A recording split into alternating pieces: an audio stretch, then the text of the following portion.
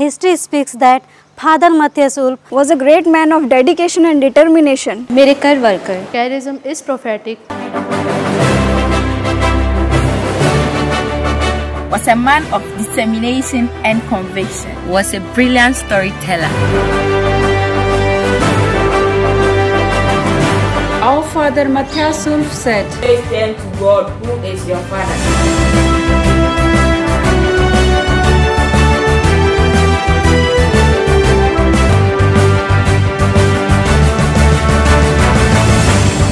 I wish to redeem as many people as I can.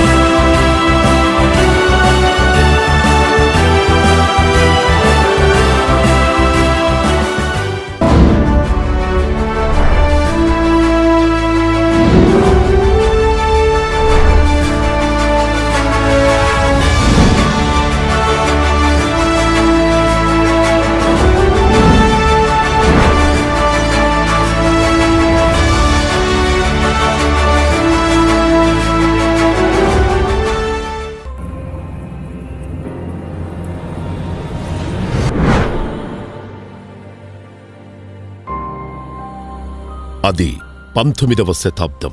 నెదర్లాండ్స్లో క్రైస్తవుల పరిస్థితి దయనీయమైన స్థితిలో ఉండేది. చదువు వారికి అల్లంత దూరంలో అందని ద్రాక్షలా ఉండేది. జేసుసభ గురువు ఫాదర్ మత్తయాస్ ఉల్ఫ్ అణచివేయబడుతున్న క్రైస్తవ తల్లిదండ్రుల హక్కుల కోసం, పిల్లల చదువుల కోసం పోరాటం మొదలుపెట్టారు.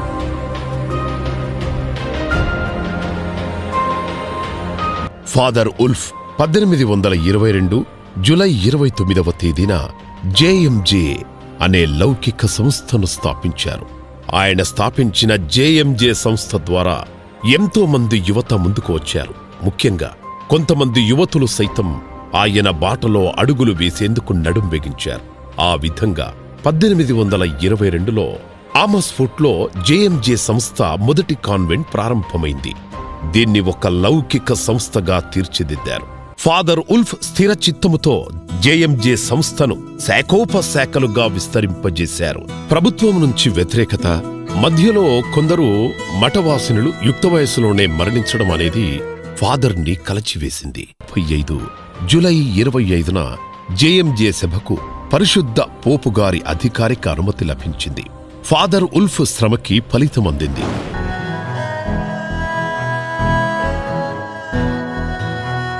Mother Seraphine Pullens superior general అయిన తర్వాత కఠోరమైన శ్రమతో హాలండ్, ఇండియా, ఇండోనేషియా దేశాల్లో 53 నూతన సంస్థలను స్థాపించారు.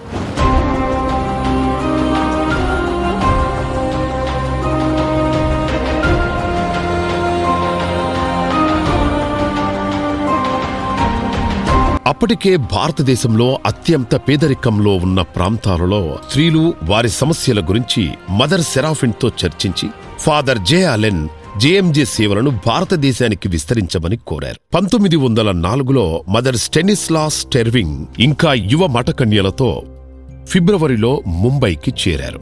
ఈ చిన్న సిస్టర్స్ బృందం ఫిబ్రవరి 24న గుంటూరుకు చేరారు. ఆ సిస్టర్ల బృందం హాలండ్ నుంచి తెచ్చిన కొద్దిపాటి మందులతో రోగులకు వైద్యం చేయడం మొదలుపెట్టారు.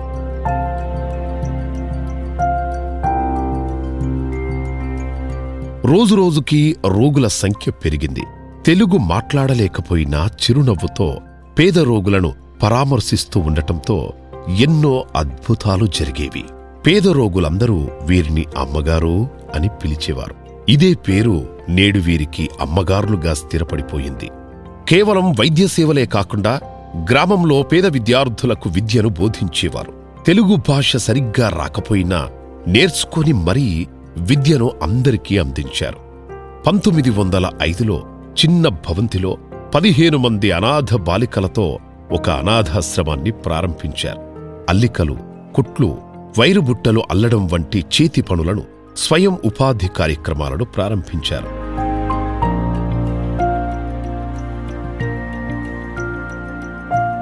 మేరీ గ్లౌరీ 1919 డిసెంబర్లో వైద్య విద్యలో డిగ్రీ పట్టాను పొందారు. తర్వాత గుంటూరుకు వచ్చి సిస్టర్గా తన జీవితాన్ని ప్రారంభించింది.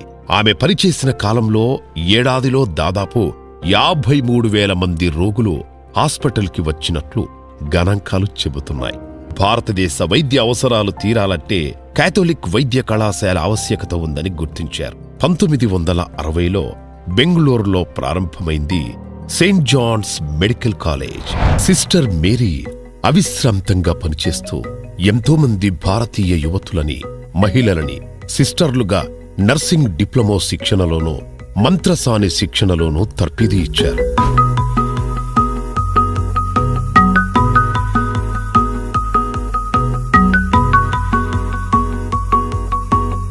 వైద్య సేవను అందిస్తున్న సమయంలోనే సిస్టర్ల దృష్టి స్వార్థ సేవలపై పడింది. సిస్టర్లు తరచు గ్రామాలకు ఎడ్లబండ్ల మీద కాలినడకన వెళుతూ ఒక్కొక్క గ్రామంలో 4 నుంచి 5 రోజులు అక్కడే ఉండి ప్రజలకు సువార్తను చెప్పేవారు.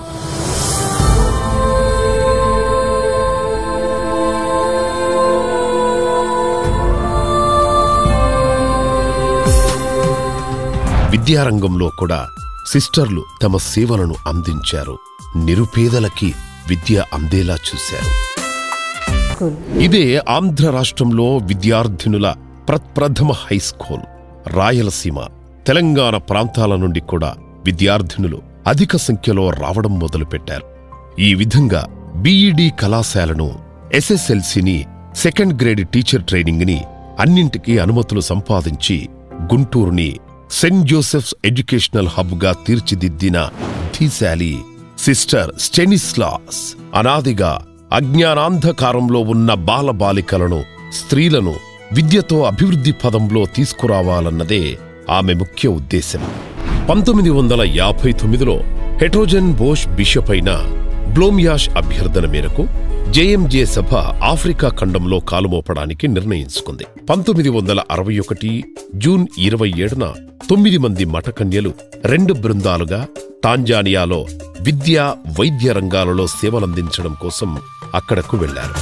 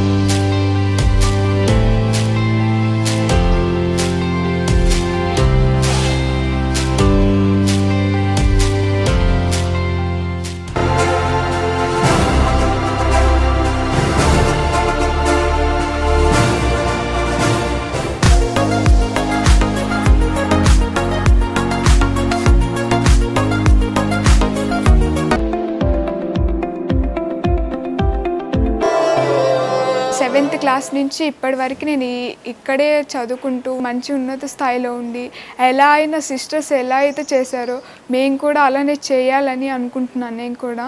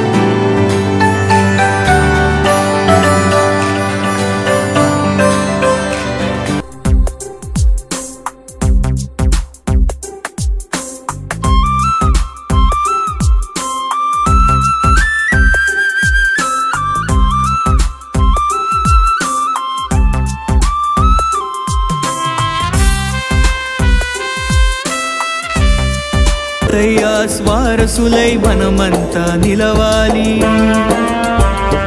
తానిచ్చిన స్ఫూర్తి మంత్రం జగమంతా చాటాలి. మత్తయ్యాసు వారసులై మనమంతా నిలవాలి. తానిచ్చిన స్ఫూర్తి మంత్రం జగమంతా చాటాలి. యువత కలలు తీరుస్తూ